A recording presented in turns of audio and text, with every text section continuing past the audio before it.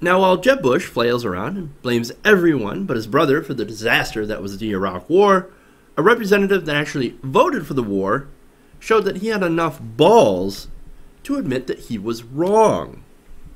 Now, this is Representative Walter Jones of North Carolina. Now, he was on the Tyler Cralle Show talking about how he essentially messed up when he voted to go to war. Now, let's take a listen to this sound clip. I want to make my decision on the information that I can gather from not only reading the agreement, but what I don't understand, to reach out to the scientists who helped come up with this agreement. I will call them. They're going to make themselves available.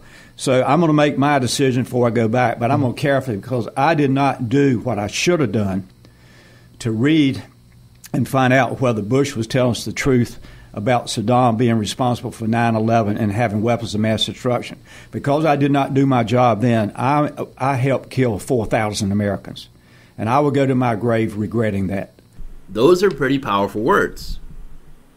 Now, on the substance of that, according to the Huffington Post, 4,486 American service members died in Operation Iraqi Freedom. And when you include non-Americans, the death toll rises to nearly 500,000 people. Now, Jones, for his part, was one of the 297 congressmen and 77 senators, including Hillary Clinton, by the way, who voted to authorize the Iraq War in October of 2002. Now, here's a fun fact about Mr. Jones.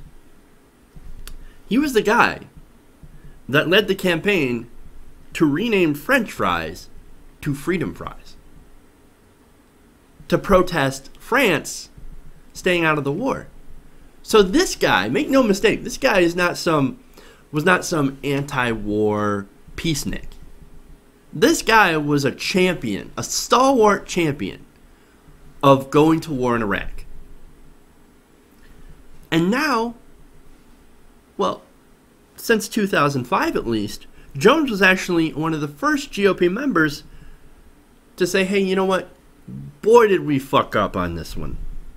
Boy, did we fuck. We listened to terrible, faulty intelligence, and we made a bad decision based on that intelligence. Bush lied to us, and we demand an apology from the president. As I said, that takes some balls. And since then, since 2005, he's actually been one of the biggest critics in Congress of the continued action in Iraq. So you heard the first part of that interview, right? Which kind of alludes to the deal. Well, he's talking about the Iran deal, and he's basically trying to make a decision on whether or not to support this Iran deal. And this kind of shows the parallel that he's drawing between this vote and the Iraq vote, war vote. Now, he said, I'm going to make my decision before I go back from the August recess, but I'm going to do it carefully because I did not do what I should have done in 2002.